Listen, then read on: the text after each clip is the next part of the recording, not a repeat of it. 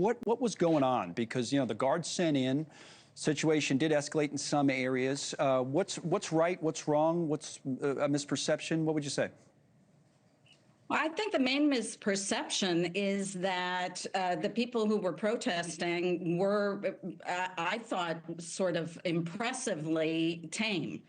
There was no force. I was there both days. On Saturday, I went down to the federal building and there were only about 30 people there protesting. But every time a car came in or came out, the police force would come out with huge rifle-looking Right. things and sort of scoped like this. Let me just interrupt you for 1 second. Is this live, Claudine, you're saying right now? Okay, so that's another one. Is that probably another raid that had just been executed? Okay, so we followed this. So, Brett, just to your point, we followed this on Friday. We saw this. And I understand your point, because I've covered, dozens of protests over the years. You'll get in pockets of areas that it is, to use your phrase, relatively tame. But then there are other pockets, like just moments ago, literally, we saw someone throwing some sort of a projectile at these federal agents, presumably, who are pulling out. We've seen cars, Waymo cars called and then set on fire. So, I mean, it hasn't all been tame. No, it hasn't, but I think that's the way it started. And certainly yesterday, I was with the group that started at Mariachi Plaza and marched down to the detention center. And that was with mothers, children, kids in strollers, that kind of thing. And as we approached the detention center, that is when the police and the National Guard deployed tear gas unprovoked from anything that I could see. I suspect that there has been rock throwing. I've heard about the Waymo cars, but I think that has been largely in response to this very scary energy coming back at the protesters. We were told through the entire thing to keep it calm, keep it cool. At one point, the organizers told mothers to take their children back home.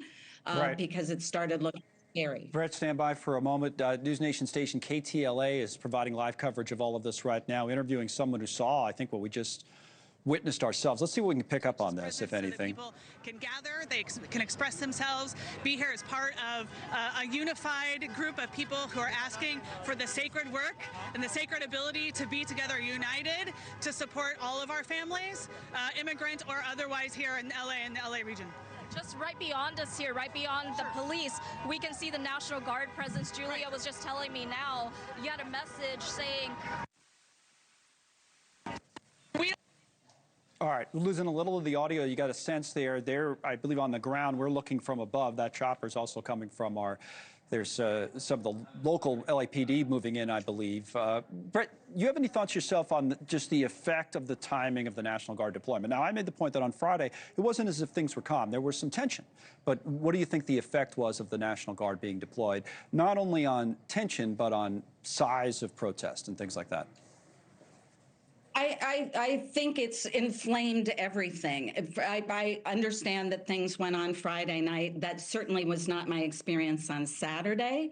But I think that the police were handling it, were aware of the communities and what their issues were. And that it could have been contained in a much more calm manner. As soon as those, I keep using the word scary, because as soon as those troops come at you, and especially when they're deploying things like tear gas, then people get very scared. And I could feel the energy in the crowd getting like this. I certainly felt this way, sort of unmoored and unprotected and vulnerable. And when you're vulnerable, you do all kinds of things. So it's spectacular to me, actually, that things have been as contained as they have been.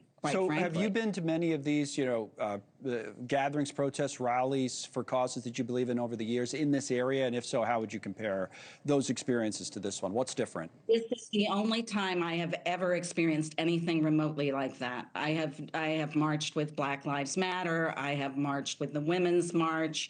That's just about crocheted hats, for God's sake. You know what I mean? Thank you for watching. Subscribe below and download our NewsNation app right now on your phone, and you will get fact-based, unbiased news for all Americans.